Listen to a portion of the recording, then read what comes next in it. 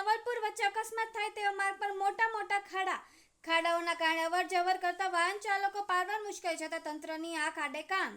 ધનસુરા તાલુકાના વડા ગામથી ખિલોડિયા વાયા અલવા ગામે જતા તથા ખિલોડિયાથી નવલપુર જતા ડામોર રોડ પર અકસ્માત બને ત્યાં મોટા ખાડા પડી ગયેલ છે. વરસાદી માહોલના કારણે ડામર રોડનું પાણી ધોવાણ થતા મોટા ગાબડા પડી ગયેલા છે. ચાલુ વરસાદે દેખાતા ન હોવાથી ટ્રક સહિત અકસ્માત નડી રહ્યા છે, પણ જો કોઈને જાનહાની પહોંચી નથી.